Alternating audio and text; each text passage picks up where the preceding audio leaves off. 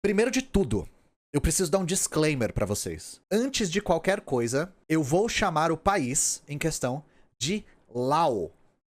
Lao. O país se escreve L-A-O-S e eu vou me referir a este país como Lao. Laos está errado. Não exatamente. Não está errado. Mas, como eu não consegui encontrar um consenso a respeito da pronúncia, e como eu tenho certeza que as pessoas do país em questão chamam o próprio país de Lao, eu optei pela pronúncia que eu tenho certeza. Eu vou também usar outro termo ao longo dessa live, que é o termo laosiano. E eu escolhi falar laosiano com C. Às vezes vocês vão encontrar laosiano com S ou lausiano com U. Laosiano vai ser a língua, vai ser o gentílico, quem nasceu no Lao, e vai ser um adjetivo. Lao eu vou usar para me referir a duas coisas: país e a etnia. Então, Lao, país e etnia. Laosiano, língua, gentílico e adjetivo. Beleza? Isso aqui só pra deixar claro. Então vamos lá. O tema da live de hoje é a criação de um país chamado Lao. O que eu quero trazer pra vocês hoje? Eu quero trazer pra vocês uma genealogia de como um país, um estado-nação com fronteiras delimitadas se formou. Então vai ser o tema de hoje. Como esse país se formou. Então vamos lá. Isso aqui, pra começar, pra ilustrar a live de hoje, eu escolhi essa foto, a foto do Pathat Luang. O Pathat Luang é uma stupa. Stupa é um tipo de construção budista usada para meditação. E isso aqui é o símbolo nacional do Lao. Fica em Vientiane, que é a capital do Lao. Ao contrário do que vocês vão encontrar às vezes na internet, o Pathat Luang não é feito de ouro maciço, tá, gente? Ou nem folheado a ouro, ele é só pintado de ouro. Você vê em guias turísticos, o templo feito de ouro. Ele não é feito de ouro, tá? Só pra deixar claro. E aí, vamos lá. Por que eu acho tão importante a gente falar do Lao? Hoje em dia, restam 5 países socialistas. E assim, eu não vou entrar no mérito de todos, se todos são socialistas de verdade e tal. Não vou entrar nesse debate agora. Grosso modo, 5 países socialistas: China, Cuba, Coreia, Vietnã e Lao. E eu acho que dá pra ver já que desses 5 países socialistas, um deles é muito desconhecido. Tem gente que sequer sabe que o Lao existe. E se sabe que existe, não sabe que ele é socialista. Então é por isso que eu optei hoje por fazer mais de uma live a respeito do Lao. Porque é uma experiência socialista que ainda está acontecendo, que ainda está sendo desenvolvida. Eu acho que nós, como marxistas-leninistas, nós temos a obrigação de compreender todas as experiências socialistas que ainda restam. E aí o Lao é muito frequentemente negligenciado. Eu, procurando a respeito do Lao, no YouTube, na internet, achei pouquíssima informação, em português menos ainda. Então eu achei que seria um serviço público interessante eu fazer uma live mais longa, falando de um período mais longo a respeito do Lao, pra gente compreender ele com mais totalidade. Então vamos lá. Antes de qualquer coisa, informações básicas. República Democrática Popular do Lao. Aqui nós temos a bandeira do Lao. O nome do país para os laosianos é Muang Lao ou Pathet Lao. Ambos se traduzem frequentemente como País Lao. E aí tem uma questão curiosa aqui. A Tailândia é chamada pelos tailandeses de Muang Thai. Então, uma tradução um pouco mais precisa de Muang Lao seria Laolândia. Assim como Muang Thai, a gente traduz como Tailândia. Mas por razões históricas, o país ficou como Lao e ainda com a grafia Lao com S, Laos. Hoje ele tem aproximadamente 7 milhões de habitantes. O país tem 49 etnias, uma delas é a etnia Lao. Tem 160 subdivisões totais, sendo a etnia Lao a mais numerosa. A maior parte do Lao é composta por budistas, mas tem muitos praticantes de religiões tradicionais anímicas. E tem minorias também, tem cristãos, menos de 1% é cristão, tem muçulmanos na região também, mas a grande maioria é budista e uma parte muito significativa é religião tradicional. E a língua oficial é o laosiano, ou às vezes vocês veem como o Lao. Mas tem outras línguas de outras etnias, o Hmong, o Khmu e o francês. E aí, falando um pouco a respeito da língua, vamos aqui. Isso aqui é um exemplo da escrita, para vocês verem mais ou menos visualmente como é. O laosiano é uma língua de raiz Kra-Dai, é a mesma raiz do tailandês. Então, o laosiano e o tailandês são línguas muito próximas. Inclusive, eles conseguem se entender bem, mais ou menos como nós e os espanhóis, né? Esse sistema de escrita aqui chama-se Akson Lao e também tem as mesmas raízes que o tailandês. Então, a escrita Thai e a escrita Lao, eu botei a escrita Thai aqui, mas eu quis dizer Lao, né? Tem 27 consoantes, 7 ligaturas e 33 vogais. Tem 67 símbolos. Por que que ela tem tanto? Porque ela é uma língua, como o mandarim, tonal. Então, nós temos 5 As, 5 Es, 5 Is. Temos 5 ou 6, dependendo da pronúncia, de cada vogal. Eu dou um outro exemplo. No Vietnã, por exemplo, o vietnamita, que também é uma língua tonal, utiliza o alfabeto latino. Só que ele utiliza uma grande quantidade de acentos. Então, a acentuação do vietnamita, quando vocês veem escrito, tá indicando qual tonalidade a palavra é pronunciada. Porque vocês sabem que em línguas tonais, o tom que a palavra é pronunciada muda completamente o sentido dela. E aqui nós temos um mapa do Laos, para vocês se situarem um pouco. Então aqui, o Laos é um país do Sudeste Asiático. Ele faz fronteira com a Tailândia, com o Camboja, com o Vietnã, com a China e com Myanmar, antiga Birmânia. É um país que não tem saída para o mar. O Laos tem boa parte da sua fronteira determinada por dois fatores. Um dos fatores é esse rio aqui. Aqui corre um rio, tá vendo? Isso aqui é tudo um rio. Tá vendo que o rio é bem rente à fronteira? Esse aqui é o rio mais importante da região. É o rio Mekong. Mas tem parte do Laos que fica pro outro lado do Mekong. E desse lado aqui, na fronteira com o Vietnã, nós temos uma cordilheira, que é a Cordilheira Anamita. Então, boa parte do Laos, ele tem essa forma por determinação geológica. Desse lado, o rio Mekong. Desse lado, a Cordilheira Anamita. Quais cidades eu quero que vocês... Cidades ou regiões? Eu quero que vocês lembrem, pra gente entender melhor essa história de hoje. Vamos começar no sul. Champasak, subindo um pouco mais. Vientiane, que como vocês viram anteriormente, é a capital do Laos hoje. E Luang Prabang. Aqui, ó. Luang Prabang. Repetindo, de cima pra baixo agora. Luang Prabang, Vientiane e Champasak. São as 3 cidades que eu vou falar mais hoje. Também é bom a gente lembrar um pouco dessa região aqui. Xiang Quang. Essa região toda, Xiang Quang. São os lugares que vão aparecer na narrativa de hoje. Na próxima live vai ter mais regiões que eu vou falar, e aí a gente vai aos pouquinhos entendendo melhor da geografia do Laos. Então, pra gente entender, tem que partir, pelo menos, das informações básicas, né? Então, olha só. Um ponto de partida... Por que eu coloquei um ponto de interrogação? Falar da história de um país, principalmente falando no espaço restrito que eu tenho, a gente tem que partir de algum lugar. Eu tenho que partir de alguma escolha arbitrária. Não dá pra eu falar da história do Laos de maneira totalizante. E eu escolhi partir de um ponto bastante específico. A história que eu vou contar começa em 1887, que é uma data um pouco específica, pode parecer um pouco fora de lugar, mas eu juro que eu tenho um ponto. Em 1879, esse explorador aqui, o Auguste Pavie, ele é enviado pro Laos para fazer uma expedição chamada Mission Pavie, a Missão Pavie. Ele vai fazer uma expedição pro Alto Laos nessa época. E ele passa muito tempo em Luang Prabang, que é a cidade mais ao norte que eu mostrei pra vocês. Quando ele tava lá, em 1887, a cidade foi saqueada por exércitos Ho, que são os chineses que vieram da China. E aí, segundo a história que ele conta na Mission Pavie, ele pegou este rei de Luang Prabang, o On Cam, pegou o cara e salvou a vida dele, segundo a história do próprio Pavie. E aí, novamente, segundo a história do próprio Pavie, o rei ficou tão grato por ter sua vida salva que ele prometeu o reino de Luang Prabang pros franceses. Olha só que conveniente. Só que não só ele prometeu Luang Prabang pros franceses, e nessa época Luang Prabang era o reino mais importante do que seria o Laos, ele também presenteou o Pavie com uma história escrita do Laos. Uma história escrita baseada em narrativas populares, em crônicas narrativas folclóricas. E aí, o que o Pavie faz? Quando ele volta pra França, ele pega essa documentação, os franceses traduzem essa documentação e eles produzem o primeiro texto da história do Laos.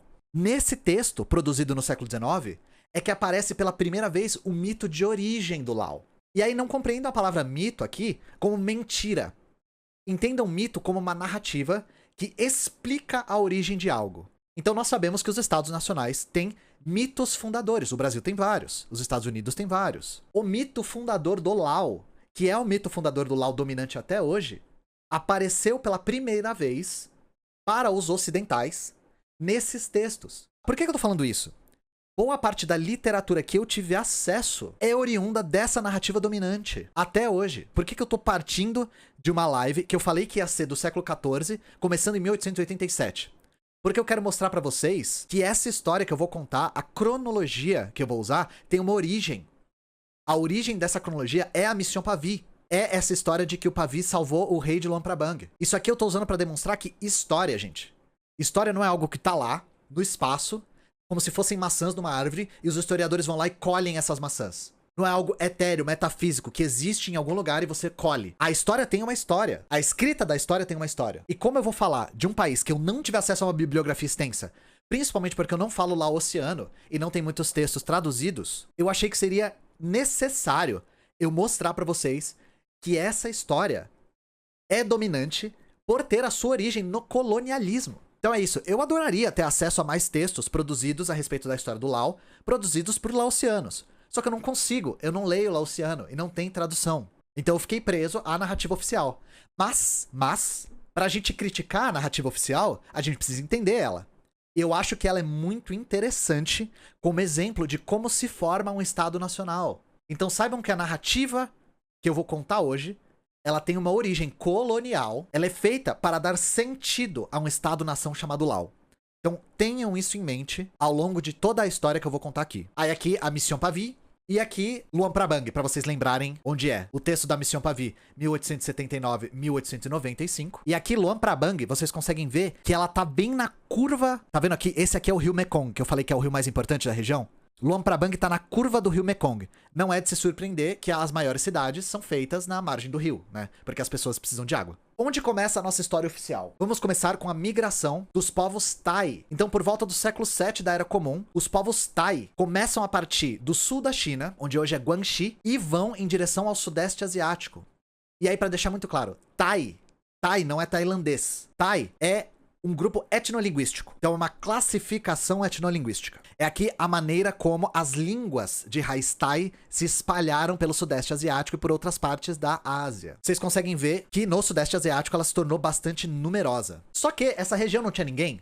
Era uma região inabitada? Não. Essa região já tinha a presença dos povos austrasiáticos. Os povos austrasiáticos deram origem aos Khmer e os vietnamitas, por exemplo, deram origem a muitas outras etnias e línguas. Mas só pra vocês terem uma noção, os Khmer e os vietnamitas, os cambojanos hoje, né, e os vietnamitas, são de origem austrasiática, que é um termo guarda-chuva para os povos que já viviam nessa região antes das migrações Tai. E aí, o que acelerou muito essa migração Tai pro Sudeste Asiático? As invasões mongóis da China. Então, no século XIII, a China é invadida pelos mongóis, e aí os Tai começam a migrar em maior número pro Sudeste Asiático. E aí, no próprio século XIII, se forma esse reino aqui, o reino de Sukhothai. O reino de Sukhothai é tido como o primeiro reino Tai da história. E aí, nessa época, Luang Prabang e Vientiane, que são duas cidades que eu falei lá que a gente tinha que lembrar, se tornaram parte do reino de Sukhothai. Ficaram sob influência do reino de Sukhothai. Então dá uma olhada aqui. Shandong, Shentong, não vou explicar por que eles chamavam assim. A cidade mudou de nome várias vezes. Vamos chamar de Luang Prabang, porque eu sei que os nomes são difíceis. Pra lembrar um já é difícil, eu não vou ficar falando de todos os nomes que a cidade teve. Mas Luang Prabang e Vientiane ficaram sob influência do reino de Sukhothai, o primeiro reino Tai. E aí, dando um salto, por volta do século XIV, esse aqui é um mapa do século XV, mas por volta do século XIV, se formam dois reinos que eu quero que vocês lembrem. O primeiro é o reino Tai de Ayutthaya. Então tá aqui, tem várias grafias, mas eu vou falar Ayutthaya. O reino de Ayutthaya tomou parte do Sukhothai e depois tomou o Sukhothai inteiro. Tô pulando algumas coisas aqui pra não ficar tão complicado. E se forma o reino mais importante pra gente entender a narrativa hoje. O reino de Lansang. A grafia mais comum desse reino de Lansang é com X. Lanshang. O X seria um som entre o S e o X. Lansang. Por que no século XIV acontece esse remanejo político na região? Uma das hipóteses é o surto de peste negra. Então, sabe a peste negra que estava torando na Europa no século XIV? A mesma peste negra estava torando no Sudeste Asiático nessa época. E aí os surtos de peste negra podem ter influenciado, isso é uma hipótese, podem ter influenciado esse remanejo político da região. Então, esse reino de Lansang é fundado em 1353. E o nome inteiro é Lansang Hongkao, que se traduz mais ou menos como Terra de 1 milhão de elefantes e paraçóis brancos. E esse nome parece um pouco poético, mas ele significa duas coisas. O elefante é símbolo do exército e o parassol é símbolo do budismo. Então, quem fundou o reino de Lansang? O reino de Lansang foi fundado por esta figura lendária aqui, o Fa Ngun. Essa é uma estátua dele hoje em Vientiane. O Fa Ngun era filho do antigo rei de Luang Prabang. Antigamente, Luang Prabang chamava-se Muang Sua. Mas aí foi o que eu falei, eu vou usar os nomes antigos dos lugares com parcimônia para não confundir a cabeça de vocês. Então, o Fa Ngun era filho do rei de Luang Prabang. E ele havia nascido com 33 dentes, o que era um presságio. A maior parte das pessoas tem 32 dentes. E aí, por motivos que eu não vou ficar entrando no mérito agora, ele estava exilado no Império de Angkor, onde hoje é o Camboja, no sul. Ele junta um exército no Império de Angkor e ele marcha ao longo do rio Mekong, subindo todo o rio Mekong, com 10 mil homens conquistando toda a região. Então ele se consolida no imaginário laosiano como um líder militar muito competente e unificou um reino, mas não só isso. Ele se consolida como uma pessoa que trouxe o budismo Theravada para a região. É um tipo de budismo muito antigo. Se eu não me engano, é a forma mais antiga de budismo. E ainda é o budismo dominante no Laos. Então o Fangun é o filho do rei de Muangsua, partiu de Angkor e conquistou as regiões ao longo do Mekong, e ele trouxe consigo de Angkor o Prabang. Então, quando o Fangun veio de Angkor, ele trouxe consigo uma imagem de 83 centímetros de um Buda, que é o Prabang. Prabang significa imagem de Buda. Ele traz esse Buda para Vientiane, e depois esse Buda é realocado para Luang Prabang. O que significa Luang Prabang? Significa imagem do Buda real. A cidade de Luang Prabang muda de nome por conta dessa imagem de Buda que o Fangun trouxe de Angkor. Antes ela se chamava, como eu falei, Muangsua. E esse budinha tá até hoje em Luang Prabang. Olha ele aqui. Ele dá nome pra cidade. São nos manuscritos trazidos pelo Auguste Pavie que essa história se torna o mito fundador do Laos pela primeira vez. Que o Fangun se torna esse patrono, esse líder militar que unificou o reino e que trouxe o budismo pra região. Inclusive trazendo a imagem que dá nome para uma das cidades mais importantes, Luang Prabang. E aí, dando continuidade a essa história, lembrando que isso tudo é a narrativa oficial, que tem a sua origem na Mission Pavie. Lembrem-se disso, tá? Então aqui, a gente vai entrar na narrativa da Era de Ouro. Então vamos lá. Em 1550, vou lembrar as datas para vocês. 1353, Fangun funda Lansang, reino que unificou o território e a maior parte do Laos hoje. Em 550, ascende ao trono um rei que foi também muito importante, que é o rei Setathirat. Eu não sei pronunciar o nome dele, e inclusive nessa live vai ter vários nomes que eu não sei pronunciar, então eu tô indo no chute mesmo. O rei Setathirat foi rei numa época expansionista do reino de Lansang. E ele também é muito famoso por ter construído alguns monumentos importantes pro nacionalismo Lao. Então lembra dessa estupa que eu mostrei pra vocês no começo? O Pathat Luang? O Pathat Luang foi construído na época do reino dele, do Setathirat. E não só isso, durante o reino dele, ele também construiu esse templo aqui, o Hao Prakeo. Então, Pathat Luang, 1566, começou a ser construído em 1566, e o Hao Prakeo, 1565, 1566. E aí, como eu já falei um pouco do Pathat Luang, eu vou falar um pouco mais do que é isso aqui. O Hao Prakeo foi uma construção feita para receber o Prakeo. O que é o Prakeo? Lembra do Prabang? Lembra que o Prabang era a imagem de Buda? O Prakeo é o Buda Esmeralda. O que é o Buda Esmeralda? É uma imagem de Buda que foi encontrada... Reza a lenda que ela foi encontrada na Tailândia, coberta por um material. E aí, quando ela foi encontrada, a pessoa que encontrou tirou esse material e ele era feito de jade maciça. Ele ficou na Tailândia por um tempo. Ficou onde é a Tailândia hoje por um tempo. Mas lembra que eu falei que o Setathirat era rei numa época que Lansang estava se expandindo? Ele tinha conquistado parte do reino de Lan Na, é um reino que fica a oeste de Lansang, e ele traz essa imagem de Buda de Jade pra Lansang. E aí ele manda construir o Hao Prakeo para colocar essa imagem dentro dele. Era um monastério feito para colocar essa imagem. E aqui tá a imagem. Essa imagem não está mais no Laos. Hoje ela está na Tailândia, no Wat Prakeo, que é também um monastério do Buda Esmeralda. Esmeralda é a cor dele. Ele é feito de jade. E dependendo da época do ano, ele troca de roupa. É essa imagem lendária de Buda aqui.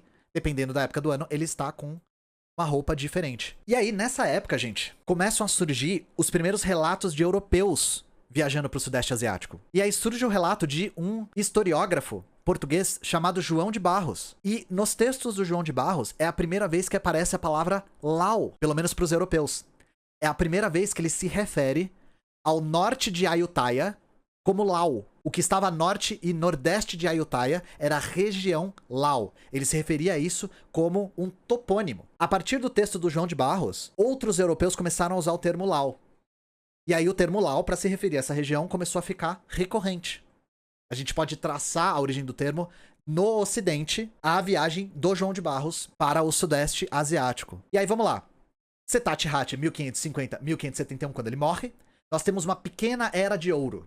Nós tivemos essas construções e um período de expansão. Entre 1571 e 1637, tem um período sucessório que troca de rei o tempo todo. E aí, em 1637, ascende ao trono o Suriniavongsa. O Suriniavongsa é tido como o rei da Era de Ouro do Lao.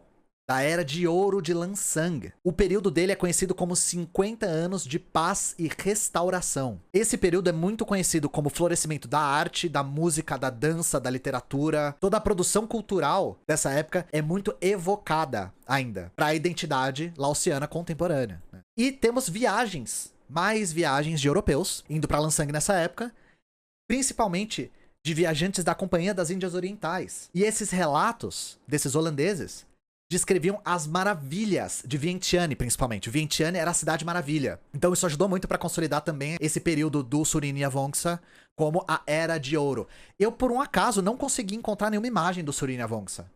Nós temos aqui a imagem do Setat Hat, né, sentadinho na frente do Pathet Luang, que foi construído durante o reinado dele. Nós temos a imagem do Fangun, que foi o fundador de Lansang, mas não encontrei imagens do Surinja-Vongsa, não sei porquê. Mas aqui um exemplo que tá num museu lá no Laos, que é um Buda do século XVII. E aí nós entramos em outra fase aqui. Então, recapitulando, nós temos a fundação de Lansang, reino de Lansang, pelo Fa Ngun, líder militar, trouxe o budismo Theravada para o Laos. Nós temos o pequeno período de ouro, a pequena era de ouro do Setat Hat, que construiu o Hao Prakeo, que recebeu o Buda Esmeralda, e o Pathet Luang, a estupa dourada. Nós temos o Surinja-Vongsa, que foi aí o período 57 anos de paz e restauração, e que é tido como o verdadeiro período de ouro do reino de Lansang. E aí o que acontece? Depois que o Surinja-Vongsa morre, rola uma disputa sucessória. E alguns anos depois da morte do Surinja-Vongsa, em 1707, o reino de Lansang se divide. Então ele se divide entre reino de Luang Prabang, reino de Vientiane, reino de Champasak e o Principado de Xianquang. Então lembra que eu falei que a gente tinha que lembrar de algumas regiões? Champasak, Vientiane, Luang Prabang e Xianquang. Essa aqui é a razão pela qual eu pedi para vocês lembrarem esses nomes, porque esses reinos e esse principado são muito importantes também para a construção da narrativa nacional laosiana. Aqui nós temos a bandeira de Luang Prabang, lembra do nome de Lansang? 1 milhão de elefantes e paraçóis brancos. Aqui nós temos a bandeira de Vientiane e aqui nós temos a bandeira de Champasak. É muito comum em outros livros de história esse período ser descrito como a queda de Lansang e a divisão de Lansang em 2 reinos, e não em 3. Muitas vezes o reino de Champasak é tido como outro fenômeno. Ele é considerado parte de outro fenômeno. Então rola aí uma disputa, né? E aqui dando um parênteses, gente. Nessa região de Xianquang, nesse principado aqui, nós temos um sítio arqueológico muito interessante, que é a Planície dos Jarros. Isso aqui é a Planície dos Jarros. É uma planície em Xianquang que tem várias urnas funerárias. Então isso aqui é uma foto de cima. Isso aqui é um pessoal Hmong em cima, né? Pra vocês verem o tamanho do negócio. E isso aqui é um pouco assim... Ai, sempre que você vai ler sobre isso, você acha uns negócios meio... Eram os deuses astronautas, sabe? É um sítio arqueológico do tipo... Do primeiro milênio antes de Cristo. Então pra vocês terem uma ideia, como... A história da região não começa em Lansang, em 1353. Só que, foi o que eu falei. E pra achar fonte? Achar fonte sobre isso aqui foi um inferno. Porque direto você acha coisas sobre eram os deuses astronautas, sabe? E aí vamos lá. Como Lansang tinha se dividido em 3 reinos e um principado, e o reino de Ayutthaya estava começando a se expandir nessa época, Luang Prabang, Vientiane e Champasak, principalmente Luang Prabang e Vientiane, começaram a ficar sob muita influência de Ayutthaya. Começaram a se tornar cada vez mais tributários de Ayutthaya. Então, muitas vezes, esse período é compreendido como a submissão do antigo reino de Lansang aos siameses. E aí, eu quero já fazer um outro adendo linguístico aqui, né? Um adendo, fazer uma observação a respeito de termos. Os chineses já se referiam a essa região daqui, do oeste do sudeste asiático. Oeste do sudeste fica incrível, né? Mas dessa região aqui, como Xi'an. Os europeus começaram a se referir a essa região como Sião. Então eu, por uma questão de clareza, daqui pra frente, vou me referir a essa região como Sião e as pessoas dessa região como siameses. Só por uma questão de clareza, tá? Só no século XIX que as pessoas dessa região iam começar a se referir a si próprias como siameses. Mas eu não vou ficar levantando esses pormenores o tempo todo, porque já são muitas datas, já são muitos termos, já são muitos nomes, e eu acho que não vai contribuir muito. Então vamos nos voltar um pouquinho para essa região aqui do Sião, para a gente conseguir compreender o movimento histórico. O reino de Ayutthaya, em 1782, ou seja, no século XVIII, no fim do século XVIII, se transforma no reino de Rattanakosin, com a fundação do que hoje é a capital da Tailândia, Bangkok. Em Bangkok tem uma ilha chamada Ilha de Rattanakosin. Esse reino foi fundado nessa ilha. Então ele ficou conhecido como Reino de Rattanakosin. Esse reino foi fundado pela dinastia Chakri, que é a dinastia real tailandesa até hoje. Pra quem não sabe, a Tailândia é uma monarquia constitucional. Então a gente consegue ver aqui, Chakri Siem. Chakri Siem é esse reino de Rattanakosin que eu tô falando. E o Sião Chakri, da dinastia Chakri, começou a cada vez mais exercer poder sobre o território que era o antigo reino de Lansang. E aí, gente, os reis Chakri, os reis da dinastia Chakri, eles costumam se denominar como Rama. Então é Rama I, Rama II, Rama III, Rama IV. Hoje a gente tá no Rama 10º. O rei da Tailândia hoje é o Rama 10º. Então a narrativa é a ascensão de Lansang, a queda de Lansang e o domínio dos territórios por parte dos siameses. Então aqui só pra vocês pegarem os nomes um pouco melhor. Ayutthaya se transforma em Rattanakosin. Funda-se Rattanakosin, que hoje é Bangkok, dinastia Chakri, Rama 1, Rama 2, Rama 3. E Vientiane e Luang Prabang se tornam reinos tributários, que são submissos ao Sião. E aqui é a bandeira da dinastia Chakri. E aí vamos lá, gente. Vamos pro segundo mito fundador mais importante pro Lao, depois do mito fundador do reino de Lansang, que é a revolta de Chao Anu. Pelo que eu entendi, Chao significa rei. Então, às vezes é Chao Anu, às vezes você vê Anu Vong também. E aqui, uma estátua dele em Vientiane. Então, o que foi a revolta de Chao Anu? No início do 19, com a ascensão da dinastia Chakri, o Sião começou a avançar em cima do território do Lao. Só que a estrutura política dessa época era bastante diferente de uma estrutura política de um estado nacional.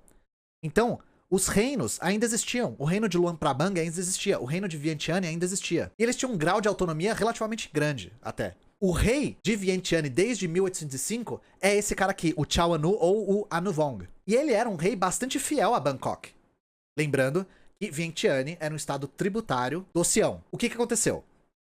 O rei Rama III começa uma campanha de reorganização populacional. E aí o que ele ordena?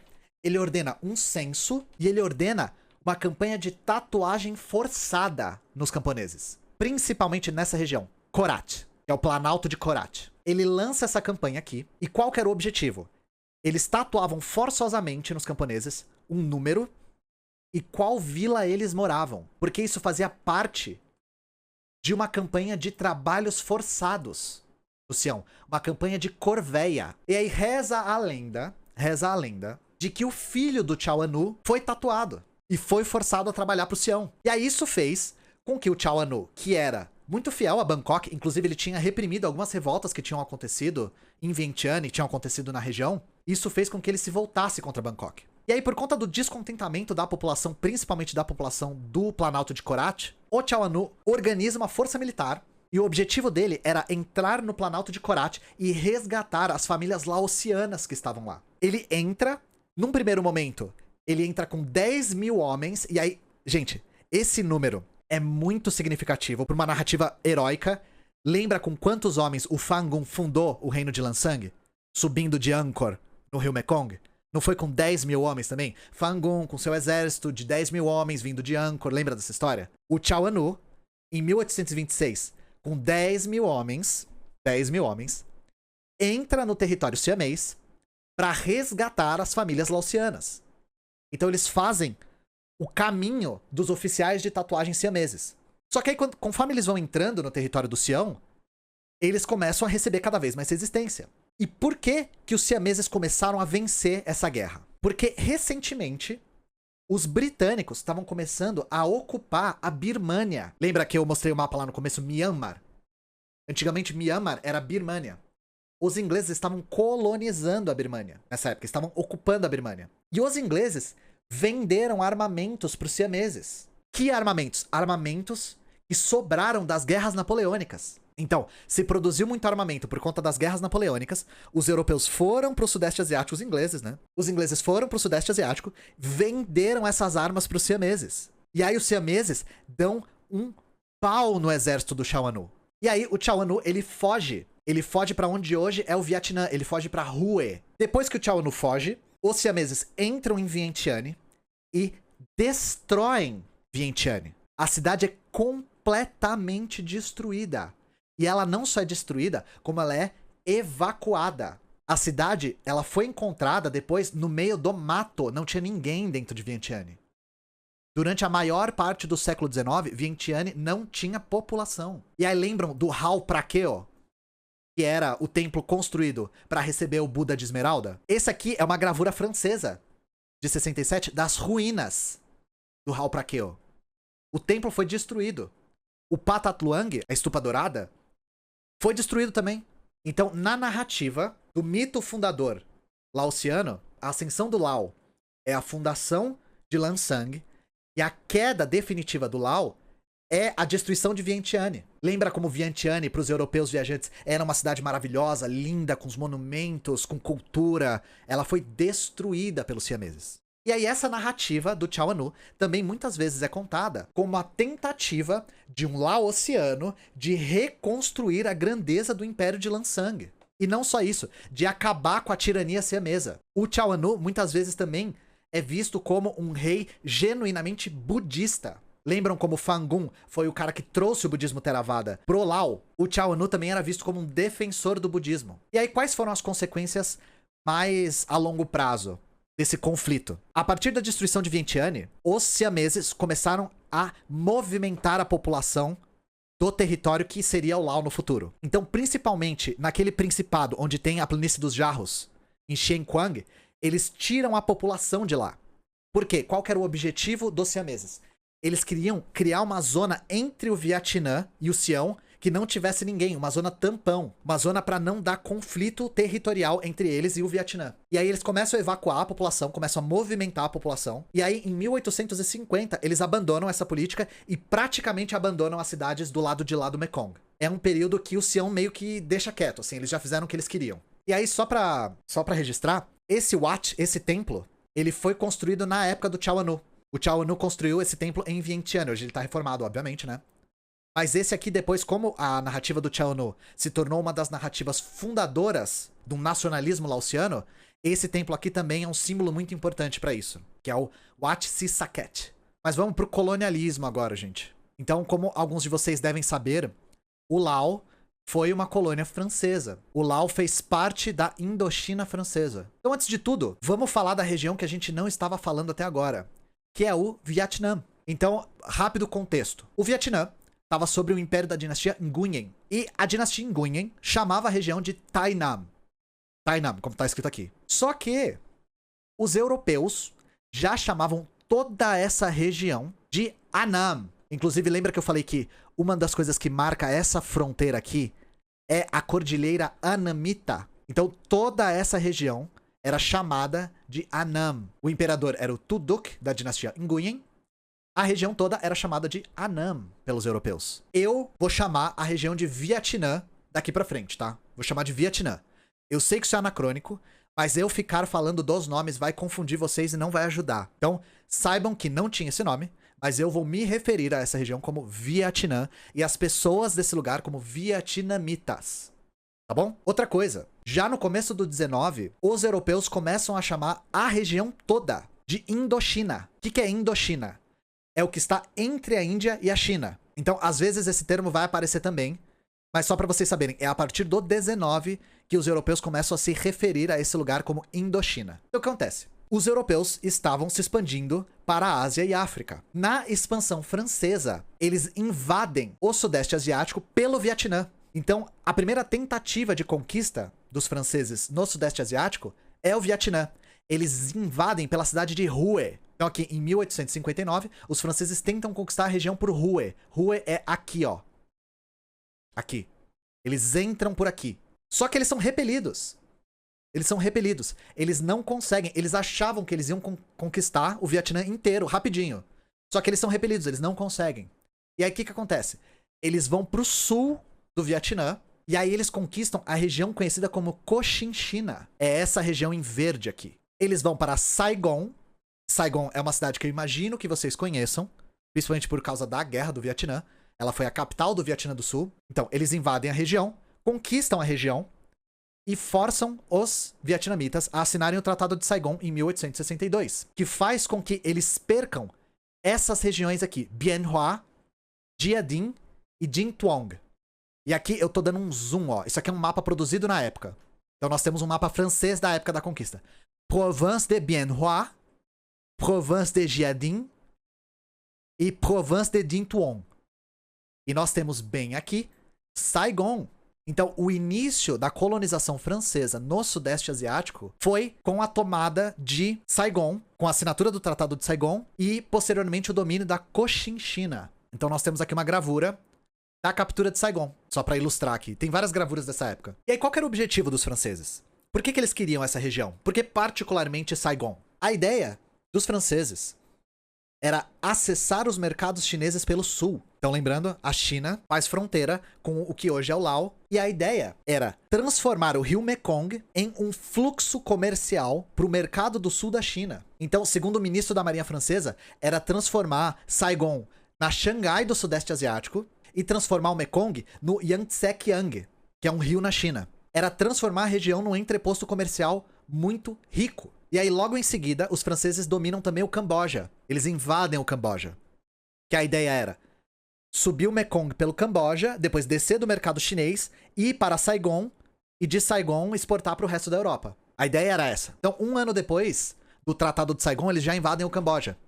O Tratado de Saigon é 1862, em 1863 eles já estão invadindo o Camboja. Só que nessa época, o conhecimento europeu a respeito do território do Sudeste Asiático era muito limitado. Isso aqui, só para ilustrar, é um mapa de 1686, mostrando aqui mapa do Reino do Sião e dos países vizinhos. Então aqui, Golfo do Sião, tá vendo? Aqui vocês conseguem ver o Mekong tem essas 3 saídas pro mar. Aqui, ó, Reino do Camboja, Reino da Cochinchina, tá vendo aqui? Reino da Cochinchina, Reino de Champa, isso na época, né? Reino do Sião. E aqui, Reino do Lao, né? Eles colocam aqui, né? Mas Lao era o nome da região. Esse mapa é extremamente impreciso. Essa região era muito pouco conhecida, era muito pouco compreendida. E aí, por que os franceses queriam transformar o Mekong nesse Yangtze-Kiang do Sudeste Asiático? Eles promovem uma expedição pelo rio Mekong, chamada Expedição Mekong, em 1866. Então aqui, ó, só pra vocês verem mais ou menos um mapa que mostra o Mekong. Aqui é o Mekong subindo todo o Sudeste Asiático.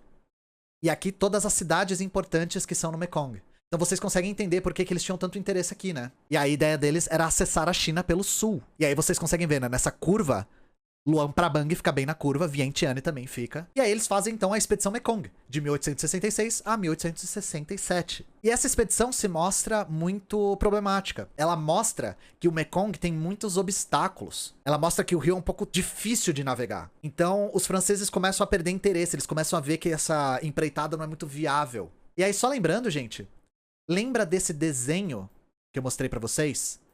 Do Hao Praquel destruído? Das ruínas do Hao Praquel? Essa gravura, ela foi feita durante a Expedição Mekong. Aqui, ó, 1867. Eles descobriram Vientiane abandonada no mato, porque Vientiane tinha sido destruída e evacuada, lembra? E aí, os franceses, eles abandonam mais ou menos a região do Mekong por uma década, porque eles acham que não é muito economicamente viável. E aí eles se voltam pra região do Rio Vermelho. Então aqui, Hanoi, que fica no Vietnã. Aqui, ó, o Rio Vermelho, tá vendo aqui? Eles falam, não, então a gente vai acessar o mercado do sul da China pelo Rio Vermelho. Eles se interessam mais por essa região nessa época. E aqui, uma gravura da Expedição Mekong, sentados no Angkor Wat. Sabe aquele templo gigantesco que tem no Camboja hoje? Eles estão sentados na escadaria do Angkor Wat. Então é isso. Eles se voltam pro Rio Vermelho no Vietnã e abandonam a região Saigon, Camboja e Laos por uma década, mais ou menos. E aí o que acontece? Pra quem manja de história, em 1871, a França perde uma guerra muito importante. A Guerra Franco-Prussiana. A França perde essa guerra pra Prússia e perde a Alsácia-Lorena. Junto com a Alsácia-Lorena, a França perde as indústrias e as minas da região. E não só isso. Ela tem perdas materiais na guerra e ela fica devendo uma baita de uma indenização. Então, qual que é a estratégia da França?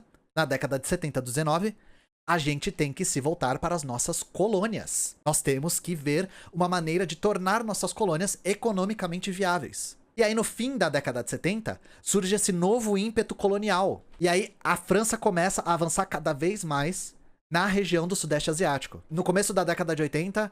já a maior parte do Vietnã já estava protetorado francês. O Vietnã já estava muito bem consolidado. O ímpeto colonial também tinha uma outra fonte. O medo dos franceses era que os britânicos tomassem o Sião. Eles tinham medo que essa colonização do Sião fizesse com que os britânicos dominassem o rio Mekong. Então, a ideia era, a gente precisa tornar a região do Mekong economicamente viável para garantir que ela permaneça sendo uma colônia francesa. E aí, esse novo ímpeto colonial fez com que a elite siamesa ficasse um pouco alertada. Lembrando que, tecnicamente, quem era suzerano das regiões que seriam o Lao no futuro ainda era o Sião. E é aí que surge um conflito muito interessante entre o Sião e a França.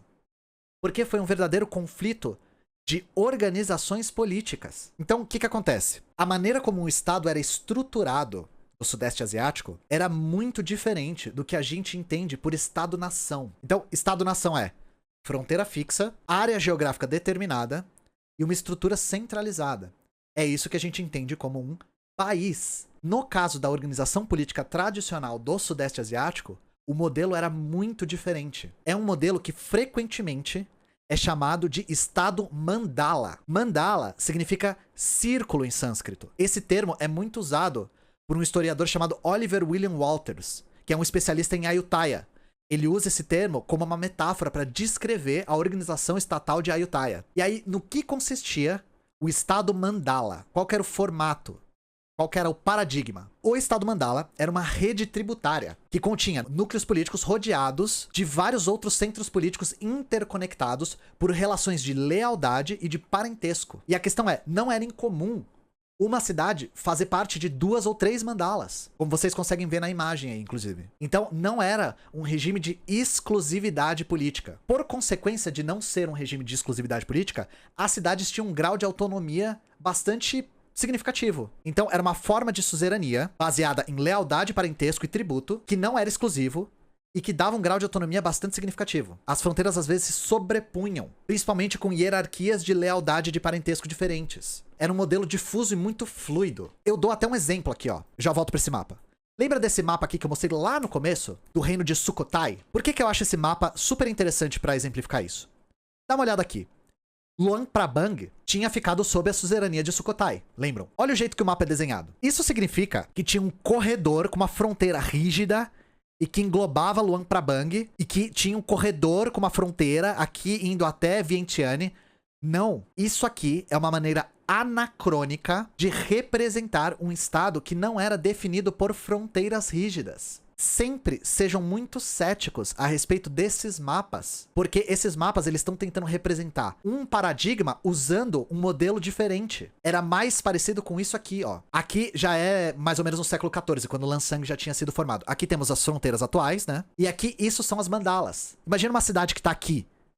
É uma região que tem influência de Lan Na, de Sukhothai e de Lansang ao mesmo tempo. Uma tá dentro da outra. Então aqui os que vocês conhecem, né? Ayutthaya, Sukhothai e Lansang. É esse aqui que eu não falei muito, Lan Na, Khmer e Champa. Então era um modelo bastante difuso, muito, muito, muito diferente do que era um Estado nacional. Eu dou um outro exemplo também. Lembra da história do Chao Anu? O cara que se revoltou contra a política de tatuagens forçadas pelo Rama III. E aí ele foi derrotado e Vientiane foi destruída?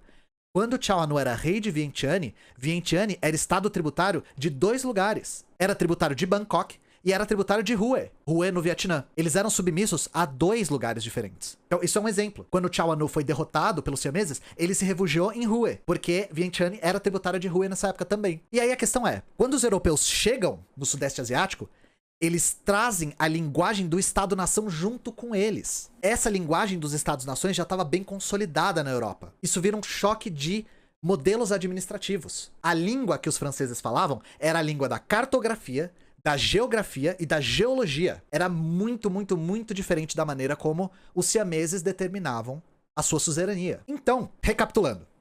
Os franceses tinham um novo ímpeto colonial no Sudeste Asiático depois da derrota na Guerra Franco-Prussiana e com o avanço dos ingleses na Birmânia. Eles tinham medo que os ingleses dominassem o Sião e, por conseguinte, dominassem o rio Mekong, que era o que eles queriam tornar viável. Os siameses, com esse avanço, começaram a ficar um pouco receosos com o avanço francês. E aí o que aconteceu? Os siameses perceberam que para disputar território com os franceses, eles teriam que falar as mesmas línguas que os franceses. E aí, os siameses começaram a estimular a produção de mapas na região. Começaram a desenvolver uma cartografia própria. E aí tem um exemplo extremamente interessante. Nós temos esse rei aqui, o rei Rama V, ou Chulalongkorn, que é muito conhecido na história do Sião, na história tailandesa, como um rei modernizador. Então, lembrando, reino de Rattanakosin, da dinastia Chakri, Rama V.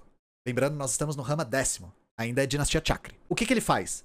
ele lança uma expedição cartográfica pelo Mekong. E o objetivo era desenhar a zona que era de direito dos siameses. E aí, em 1888, eles publicam o primeiro mapa dessa expedição.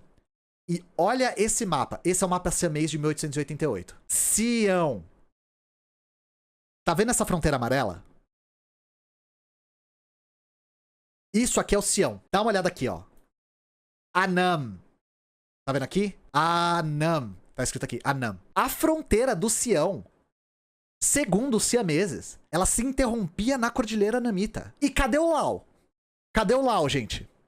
Não existe. Não existe. O Sião vai até o Annam, vai até o Vietnã, vai até uma fiapo do Vietnã, diga-se de passagem. O Laos não existe. O Laos não existia como unidade nessa época. E aí é lógico que essa produção cartográfica começou a incomodar os franceses e incomodar muito. Os siameses eram fantásticos, porque eles não só se contentaram em criar uma fronteira invisível a partir da produção de um mapa, como eles iam e colocavam postes na fronteira, demarcando a linha. Esse aqui é meu, esse aqui é meu, esse aqui é meu. Os franceses iam fazendo expedições chutando esses postes, tipo, apagando o traço da fronteira. E aí, como a França já estava muito bem consolidada no Vietnã nessa época, na década de 80, qual foi a contra-estratégia da França? Não falar que o Laos era um território autônomo, mas falar que o território do Laos era de direito do Vietnã. Por quê? Uma vez que a França já estava muito bem consolidada no Vietnã, tudo que era do Vietnã era também da França. Então, se a França conseguisse provar que esse território a leste do Mekong era vietnamita, por conseguinte, esse território era francês. E aí, pros franceses, o território vietnamita era esse aqui, de um mapa produzido em 1838 por um bispo. Dá uma olhada. Tá vendo essa linha verde aqui? Essa linha verde demarca o Império Annamita, ou vietnamita. Imperium Annamiticum. Pra marcar pra vocês. Onde tá Luang Prabang? Ó, Vientiane aqui. Esse aqui é o Mekong. Cadê o Laos? Não existe. O Laos não existe. Nessa época, nem pros siameses, nem pros franceses, nem pros vietnamitas, o Laos existia. Era ou esse território é siamês, ou esse território é vietnamita. Vocês entendem por que eu tô usando o termo criação do Laos como estado? O Laos, até o final do 19, ele não existia como unidade. Ele não fazia sentido como país. Então, em 1889, a França publica um artigo chamado Investigação sobre as Fronteiras Anciãs entre o Sião e Annam e a invasão do território Annamita. O que esse título está inferindo? Invasão do território Annamita. Fronteiras entre o Sião e Annam. O Laos não existia. A fronteira era direto entre o Sião e o Vietnã. Então, a estratégia da França para assegurar as cidades do leste do Mekong era provar que essas cidades eram vietnamitas, por direito histórico. Em 1893, a França fala, foda-se, e parte pra força. Foda-se mapa, foda-se postezinho, foda-se história, agora é arma, agora é canhão. Então, a França manda canhoneiros pra Bangkok e força o Sião a assinar um tratado que abre mão de todo o território a leste do Mekong. Todo o território. Na porrada, a França forçou o Sião a abrir mão de clamar os territórios do leste do Mekong. O rio Mekong se tornou a fronteira entre o Sião e um Laos colonial. E aí, olha só isso, gente. Em 1893, a França parte pra força no que fica conhecido como a Guerra Franco-Siamesa. O Sião perde todos os territórios a leste do Mekong. E aí, olha só. Isso aqui é uma foto da época, soldados siameses no Laos. E isso aqui é um desenho britânico. Isso aqui é um soldado francês. Ó, 1893. É um soldado francês atacando um siamês de madeira. Tá vendo? O francês enfiando uma baioneta no siamês de madeira. O que isso aqui tá querendo dizer? O exército francês era tão superior ao exército siamês, era tão mais tecnologicamente avançado e tão mais organizado, que a França limpou o chão com os siameses. E aí vocês podem perguntar, mas por que então a França não resolveu colonizar o Sião? Por que ela não colonizou o Sião se ela tinha uma força militar tão superior assim? A única coisa que freou a expansão na Indochina foi a expansão inglesa do outro lado. Então, a Inglaterra estava se expandindo na Malásia e na Birmânia. Os ingleses e os franceses, para manter o equilíbrio de forças na região, mantiveram o Sião e posteriormente a Tailândia como estado tampão, estado que evitava o contato entre colônias inglesas e colônias francesas. O Sião fez esse papel de estado tampão pela primeira metade do século XX toda. A gente volta um pouco pro Auguste Pavie. Lembra do Auguste Pavie? Primeiro cara que eu falei na expedição Pavie, salvou o rei de Luang Prabang, recebeu os documentos, escreveram a primeira história por conta dele. Lembra disso? O Pavie tinha feito a expedição Pavie nessa época. E o Pavie se torna o primeiro governador-geral do Laos. Então aqui o Pavie, Auguste Pavie, com os intérpretes do que seria o Laos. E aí olha só, olha que curioso. Olha só, esse é o avanço francês no Sudeste Asiático, aqui com as datas, né? Lembrando, os franceses começaram invadindo aqui a Cochinchina, depois eles invadiram o Camboja, depois eles anexaram o resto do Vietnã, e aí depois eles partiram para a região onde hoje é o Laos. E aí a Indochina francesa se forma, não foi exatamente assim, tem datas nas quais ela vai se formando, mas em 1899 ela se forma dessa maneira. São 5 regiões: Tonkin, Annam, Cochinchina, Camboja e Laos. Por que que eu falei que Annam é um nome um pouco complicado? Porque os europeus se referiam a essa região toda como Annam. Tonkin, Cochinchina e esse meio aqui. Só que os franceses transformam só o meio como unidade administrativa de Annam. E aí vocês devem estar pensando, mas o Laos, até pouco tempo atrás, não era visto como um não país? Não era visto como uma não região?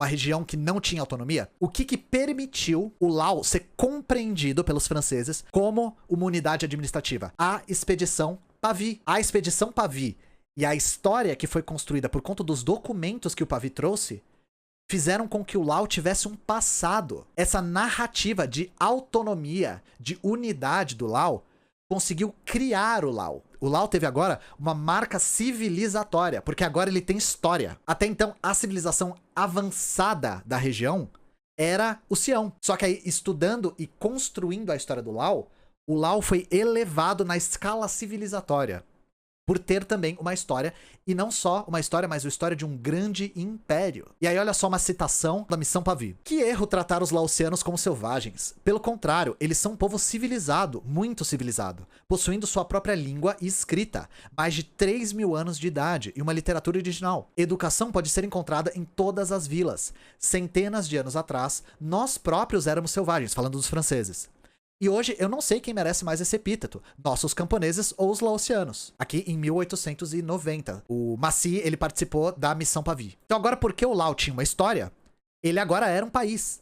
Ele tinha razão de ser. E aqui só para dar alguns contextos, né? Aqui o emblema e o selo do Governo Geral da Indochina, GGI, e aqui a bandeira de Luang Prabang como protetorado francês. E aqui um mercadinho Luang Prabang, em 1900. E aí como é que era a administração nessa época? O Laos teve o direito de manter os seus reis locais. Só que a França enviava um residente superior em toda a Indochina. Quem administrava de verdade a região era o residente superior. Então a capital real do Laos era Luang Prabang. E a capital administrativa virou Vientiane. Vientiane foi reconstruída em 1900. E não só ela foi reconstruída, os nomes das ruas eram nomes de figuras importantes para a história do Laos, né, para a nova história do Laos, e nomes de exploradores franceses. Então isso já é um exemplo de como a colonização francesa no Sudeste Asiático, na Indochina, tinha um caráter muito forte disso aqui. Mission civilisatrice.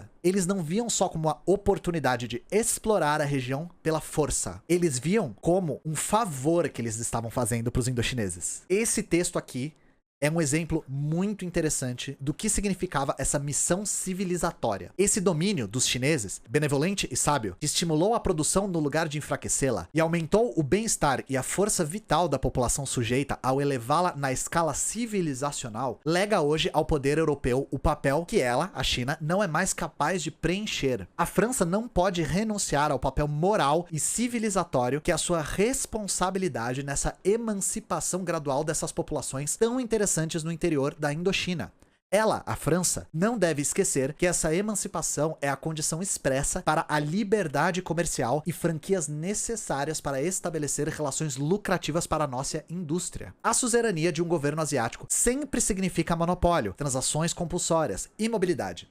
A intervenção europeia no século XIX significa liberdade comercial, progresso e riqueza. Isso aqui, Viagem da Exploração da Indochina em 1873. Por mais que a Indochina francesa não tinha sido formada ainda, a mentalidade de missão civilizatória está muito presente nesse texto. Muito. Isso aqui é um exemplo muito bom. Com esse panorama, vamos entrar aqui no Le Laos français. E aqui é na Indochina francesa que o Laos começa a ter contornos de um Estado-nação. Começa a ter um primeiro estágio de formação de um Estado-nação. Então, alguns elementos foram incorporados pelos franceses para determinar uma unidade Lao. Uma unidade laosiana. Primeiro elemento, elemento histórico. Como a gente falou, o elemento histórico partiu da Missão Pavie. Agora que o Lao tinha uma história própria, essa história foi utilizada para determinar a sua unidade. Determinar essa unidade a partir de uma conexão com o passado. Então veja bem, Chao Anu, lembra? Na revolta contra os siameses, em Vientiane, Chao Anu foi elevado ao status de herói nacional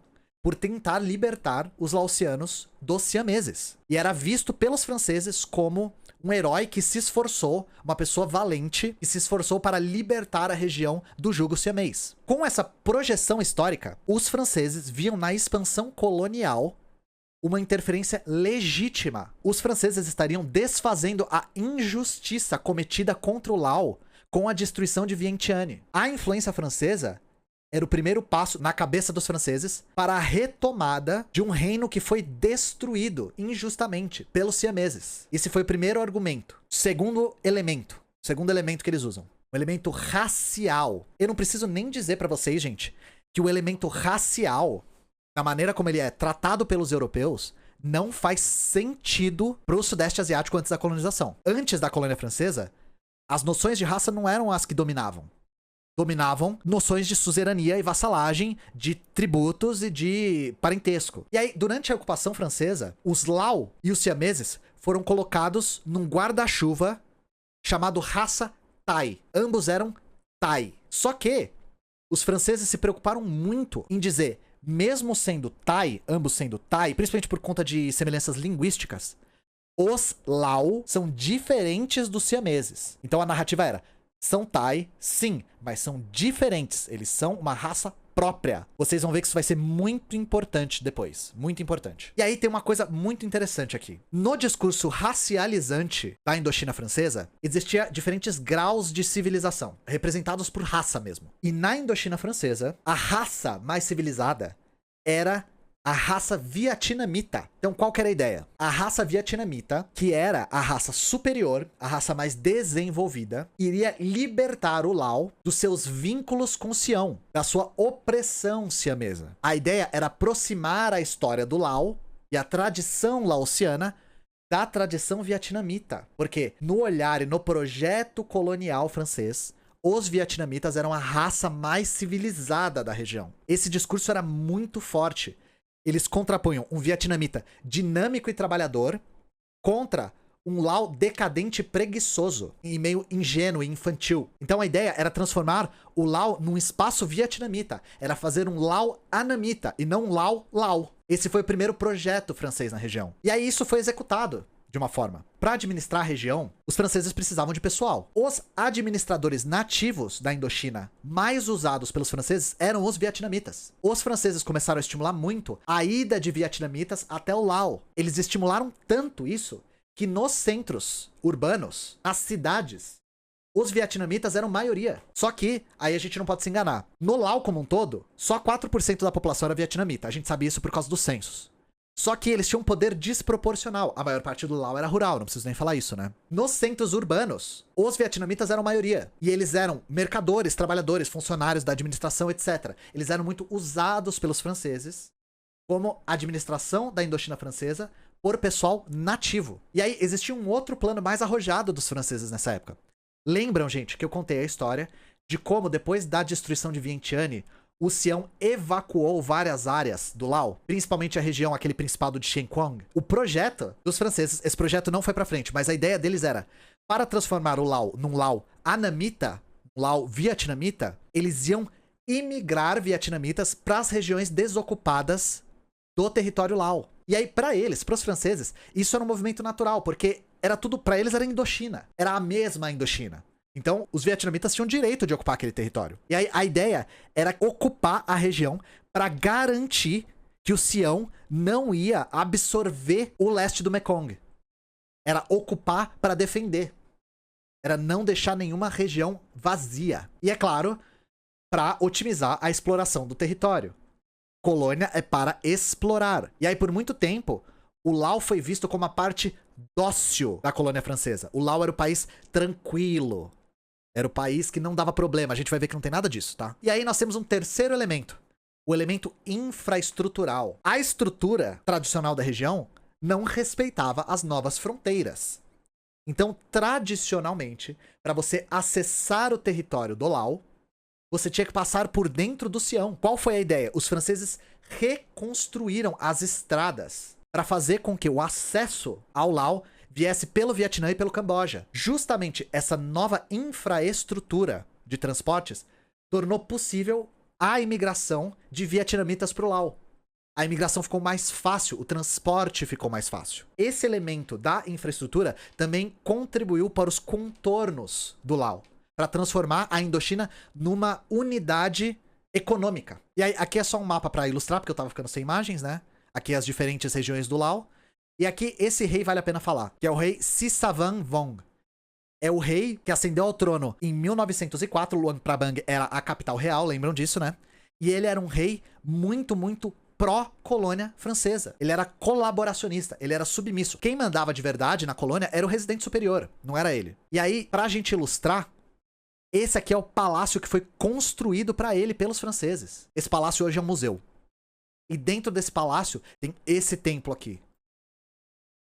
E dentro dele é assim, dentro do templo. Só pra vocês terem uma ideia. Toda essa narrativa francesa é pra assegurar que o Lao não se tornasse parte do Sião. E a gente vai ver que no século XX isso vai se intensificar muito. E aí, olha que coisa, gente. Essa parte é curiosa. Como a gente falou agora há pouco, colônia é pra explorar. Por mais que os franceses tivessem essa narrativa de missão civilizatória, colônia é pra explorar. Qual que era o produto mais cultivado na região? Do Lao, principalmente. Ópio. O ópio era plantado no Lao e era levado para a única fábrica que tinha na Indochina, que era em Saigon. E a França, a partir de 1914, tinha o monopólio do orçamento do Lao. Antes disso era dividido. Só que olha só que curioso. O ópio, gente, a posse do ópio era proibida na França. Posse de ópio era ilegal na França nessa época. Então olha só que coisa incrível, né? Na França, você não podia fumar ópio, mas o ópio era a principal fonte de renda da Indochina. Então, fantástico, né? E aqui, nós temos uma gravura. E é uma gravura do quê? É os Cria dando um 2, né? Aqui é os Cria dando um 2 no Vietnã. E aí, vamos lá.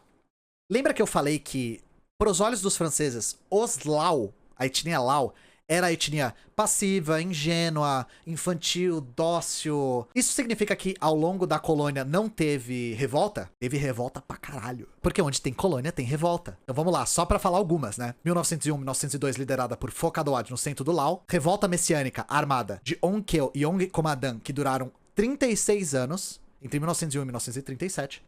Movimento Lu no norte de Sing entre 1914 e 1918 e a revolta dos Hmong entre 1918 e 1922, liderada por Vue Pa Pachai, também conhecida como Guerra dos Loucos. Essa guerra aqui é a mais famosa. Só que só pra ilustrar, são os Hmong do Vietnã. Eu vou falar só dessa última porque é a que mais tem informação sobre, porque é a mais famosa. Essa Guerra dos Loucos, ela começou na região de Shenquang, que era aquele principado, lembra onde tem a planície dos jarros? E ela começou por conta da taxa francesa sobre o ópio. E aí os Hmong começaram a se revoltar contra os franceses. E aí eles tinham uma espécie de pólvora específica que eles fabricavam na região, que era a pólvora Hmong. E eles faziam o famoso e temido pelos franceses canhão Hmong. Era um tronco de árvore cheio de pedaço de metal e com um monte de pólvora que eles apontavam e atiravam pros franceses. E que os franceses diziam que eles eram protegidos por magia, porque eles eram invisíveis. As narrativas vão ficando cada vez mais malucas quando você vai lendo. Só que a questão foi, os Hmong foram tão bem sucedidos nessa revolta que os franceses foram forçados a dar autonomia parcial pra eles, nessa região de Shenquang. Então olha só, gente, vou falar uma coisa pra vocês. Nenhum livro de história geral do Lao que eu li falava dessas revoltas. O único livro que falava foi o único livro laosiano que eu achei traduzido. Então, pra vocês verem, a história que eu tô contando aqui, ela é extremamente enviesada. Extremamente enviesada. Porque eu quero? Porque o Ian é enviesado? Não, porque eu não tenho fonte. Só que, foi o que eu falei, a gente precisa conhecer a narrativa dominante pra combater a narrativa dominante. E aí, eu quis trazer isso aqui também, porque eu não queria que ninguém me acusasse de fazer uma história baseada nos franceses. Onde estavam os laosianos no Lao? Eles estavam tretando, eles estavam apontando canhão Hmong pros franceses. E aí, vamos lá. Vamos falar de como o nacionalismo começou a nascer no Lao. Lembra que o projeto francês era tornar o Lao não um Lao, mas um Lao vietnamita. Era ocupar o Laos com vietnamitas para elevar o grau civilizacional do Laos. Lembram disso, né? Não significa que isso não foi disputado, porque foi. O que faz com que o nacionalismo Lao comece a crescer? Nacionalismo Lao, de um Lao. Duas coisas. O primeiro foi o movimento Pantai, que se desenvolveu no Sião durante a década de 30. Esse movimento pantaísta, que nem pan-africanista ou pan-arabista, o movimento pantaísta buscava retomar o território perdido para a França no Laos e no Camboja. O território que era Thai. E uma das narrativas mais comuns era que os laosianos, os Lao, eram Thai. Eles eram da mesma raça. A partir de 39, quando o Sião trocou o nome para Tailândia, isso ficou cada vez mais intenso. Mas, para a nova Tailândia, o Lao não era um país. O Lao era a Tailândia. O Lao era um território tailandês. Era um território Thai. Lembrando que o Lao ainda era uma colônia francesa.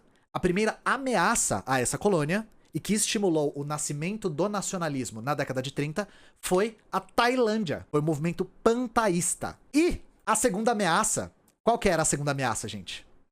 A primeira ameaça, Tailândia. Qual que era a segunda ameaça? A segunda ameaça era a ameaça mais ameaçadora. A segunda ameaça era o comunismo. Por quê? Em 1930, se forma o Partido Comunista Indochinês, liderado por nada mais nada menos do que o tio Ho, o Ho Chi Minh. E aí, o Partido Comunista Indochinês lidera revoltas em Tonkin e Annan, que seriam o Vietnã no futuro. E aí, olha só que curioso. De repente, a ideia de um Lao vietnamita começa a pegar meio mal. Os franceses falam... talvez essa ideia de fazer o Lao virar vietnamita não vai dar muito certo, porque o Vietnã tá ficando meio comunista agora. E aí a narrativa racial se inverte nessa época. Do vietnamita trabalhador, dedicado, e o Lao preguiçoso e ingênuo, vira o vietnamita rebelde e o Lao leal. Então, as duas coisas que fizeram com que o Lao começasse a ter um movimento nacionalista foram as ameaças que vieram dos dois lados. Uma ameaça pantaísta e uma ameaça comunista do Partido Comunista Indochinês. Que eu vou falar mais em detalhes do Partido Comunista Indochinês na próxima live. A próxima live vai ser só sobre revolução. E aí, olha só, uma figura interessante, uma figura proeminente pro nacionalismo da década de 30 no Lao, que foi a primeira onda nacionalista do Lao, é esse senhor aqui. O príncipe Petsahat. O príncipe Petsahat era um príncipe a favor da colonização francesa e contra o comunismo. Então, esse momento do Lao é muito interessante porque se forma um nacionalismo pró-colonial no Lao. Era um nacionalismo a favor da ocupação e da administração francesa. E aí vocês vão entender como eles conseguiam construir esse malabarismo mental. Então vamos lá. Elementos que proporcionaram um nacionalismo laosiano. Primeiros livros de história produzidos na década de 30 no Lao. Livros de história para alunos. Livros para escola. E aí, claro, a unidade do país era reforçada com a narrativa sobre o reino de Lansang. E a era Lansang, passando por Surig-Navongsa, passando pelo Chao Anu, todos esses mitos que eu falei pra vocês mais cedo. E aí, parte dessa história, que tá nesses livros, é a grandeza de Vientiane caiu com Chao Anu, e aí os franceses chegaram pra nos ajudar. Os franceses chegaram pra reerguer a grandeza de Lansang. E isso era personificado no Auguste Pavie. O Fangun personificava a fundação de Lansang, o Chao Anu personificava a resistência laosiana, e o Pavie, ele personificava o renascimento do Lao. Só que tem uma coisa curiosa. É muito difícil você sustentar essa narrativa, porque ela é muito descontínua. Lembra, gente, o reino de Lansang, ele se desfez, ele se fragmentou em 1707. A narrativa toda nacionalista dos livros de história era que o reino de Lansang, ele meio que existia de uma forma etérea, ele existia sem existir, e tava só esperando para ser reformado. Então Lansang está sempre pairando sobre nós. A partir de 1707 ele não existe mais.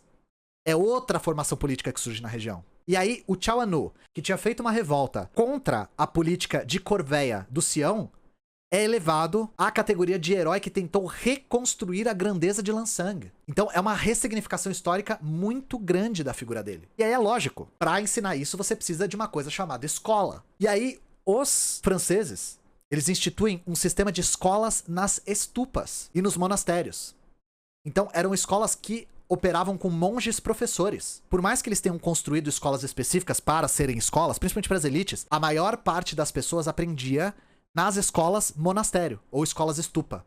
Por isso que eu coloquei ali o Wat Cheng Tong de Luang Prabang, construído no século XVI, que é um Wat muito bonito, inclusive. As pessoas aprendiam essas histórias dentro dos templos e dentro das estupas. E aí nós temos aqui, então, primeiros livros de história produzidos, construção de escolas e fundação de escolas nas estupas, e a nacionalização do budismo. Por que isso aqui era importante? Vocês viram que o budismo é a religião dominante no Laos. E o budismo é muito importante para a identidade do Laos. Lembra que Fangun não é só um líder militar, mas ele também é o homem que trouxe o budismo Theravada para o Laos, com o Prabang, a figura de Buda. O que acontece? O centro do budismo no Sudeste Asiático era Bangkok. Então, os monges estudiosos, os líderes religiosos do Laos, iam para Bangkok para estudar. O que aconteceu? Os franceses começaram a reformar os templos para impedir ou para desestimular os monges de ficarem viajando para o Sião com tanta frequência, de ficarem indo para Bangkok para estudar. Então é nessa época que muitos templos são reformados, em 1930. Se vocês forem procurar os Wats, os templos, ou mesmo as estupas, muitos deles vão estar lá com a marca de reformado em 1930. Então é isso, nós temos escolas, história e budismo.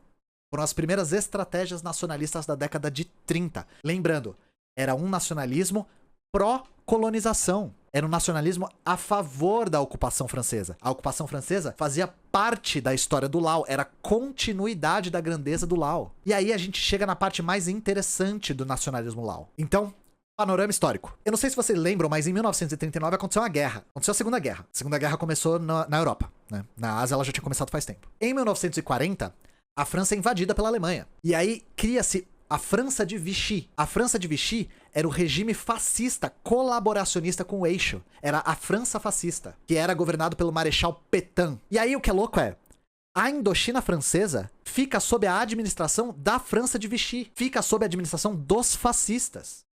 E vocês sabem como o nacionalismo é importante pros fascistas. E aí olha que coisa. Quando o Japão invade a Indochina, as colônias continuaram sendo francesas. Como? A França de Vichy concedeu acesso irrestrito aos japoneses para usarem a Indochina francesa para alimentar a máquina de guerra japonesa. Então assim, a gente continua com as colônias, tá, Japão? Mano, faz a festa. Faz o que vocês quiserem. E contanto que a colônia continua sendo nossa, vocês podem fazer a festa aí. Só que isso não deu certo, olha só. Por quê? Porque o Japão começou a colaborar com a Tailândia. O Japão começou a auxiliar a Tailândia a expandir em direção ao Laos. E aí a França começa a ver que ela tá perdendo controle. Ela começa a ver que o Japão pode proclamar uma independência no Laos, fazer o Laos virar parte da Tailândia. E aí o que a França faz? Ela intensifica muito a propaganda nacionalista no Laos. Nacionalismo com traços fascistas muito evidentes. E eles fundam o Serviço de Propaganda Lao, que nas palavras do residente superior da época, era para despertar entre os Lao a alma nacional e progressivamente realizar a unidade moral do país. A estratégia era a seguinte: fazer com que o sentimento nacional Lao combatesse por si só a ameaça tailandesa e japonesa. Era fazer os próprios Lao se voltarem contra o Japão e a Tailândia. Pra quê? Pra assim que eles pudessem colonizarem o Lao de novo. Essa foi a estratégia dos franceses na época. E aí, a marca mais importante do serviço de propaganda Lao é o lançamento do Lao Nhai, o primeiro jornal em laosiano. Era um jornal destinado para as massas. O Lao Nhai, Grande Lao. Que é esse jornal aqui. Tinha também um jornal nessa época, que era o Pathet Lao, País Lao, que era um jornal para as elites. E aí o que o Lao Nhai trazia? O jornal trazia notícias das cidades, né? Casamentos, obituários, poemas, histórias, narrativas, etc. O que isso proporcionou foi, a partir do jornal, o Lao como espaço físico, o Lao como unidade, começou a se formar perante os olhos das pessoas. O jornal, ele dava uma lógica para essa unidade. E eu não preciso nem falar pra vocês como a unificação, como a padronização da língua é importante pro sentimento nacional. Um jornal é muito importante para padronizar uma língua. Inclusive, existe um conceito do Benedict Anderson que diz que isso é uma das marcas fundantes de um Estado Nacional, que é o capitalismo editorial, que é a padronização de uma língua numa região impulsionada pelo mercado editorial. E aí, é claro, o jornal trazia também muita propaganda anti-Tailândia. Então olha só, isso aqui são exemplos de propaganda anti-Tailândia que a gente via no Lao Nhai. Tá escrito aqui: antigamente eles queimavam nossos templos com tochas de madeira. Hoje eles usam bombas. As pessoas de Bangkok não mudaram em nada a sua maneira. E aí, são dois laosianos vendo um templo, um Wat, sendo bombardeado. E aqui, um carinha tentando alcançar uma lua, escrito Grande Tailândia. Tá escrito aqui Grande Tailândia. O governo de Bangkok tenta alcançar a lua. Eles sucederão, que era o ímpeto da Tailândia de construir uma grande Tailândia, englobando tanto parte do Camboja quanto parte do Laos. E aí, nessa época também, esse departamento formou um hino nacional, compuseram um hino nacional com letra e melodia, fizeram uma bandeira nacional, elegeram um monumento nacional, que na época era o Hao Prakeo, o templo lá que tinha o Buda de Esmeralda, que não tava mais lá, né? E não só, o jornal era mais acessível que as escolas. E aí, esse mito fundador do Laos começou a aparecer muito nesses jornais também. Então, em várias edições do Lao Nhai, você vê essa narrativa do Laos como sendo um país que é legado de Lansang, sendo reforçada. E aí eu tenho aqui algumas citações dele. Citação do jornal, do Lao Nhai. Os Lao são diferentes dos siameses. Lansang nunca fez parte do Sião. Nós podemos ver que o nosso antigo estado nunca foi vassalo de outro. Essa afirmação é um fato histórico. Os Laos são completamente diferentes dos seus vizinhos. Laosianos, despertem. Vamos nos unir e defender nosso país. Vamos nos unir ao redor da nossa nação guardiã, a França, para salvar a terra dos nossos ancestrais. Volume 2 do Lao Nhai, em março de 41. Então olha só, lógico que esse jornal era publicado com chancela da França de Vichy. É nacionalismo pró-colonial, gente. E aqui uma citação do Pathet Lao, que é o País Lao, aquele jornal que eu falei que era mais para as elites. Nós dizemos para a França, faça conosco o que vocês quiserem. Nossos ancestrais deram o seu coração para Pavie. Seguindo o exemplo deles e com total confiança, nós vos damos os nossos. Gado demais, velho. Gado demais. E aí, com toda essa propaganda, o que acontece? Em 1945, os japoneses invadem o Laos e depõem o governo francês. Então, por um tempo, o Laos vira território japonês. Só que, no mesmo ano, os japoneses perdem a guerra. E aí, quando eles perdem a guerra, eles abandonam a Indochina. E aí, o que acontece?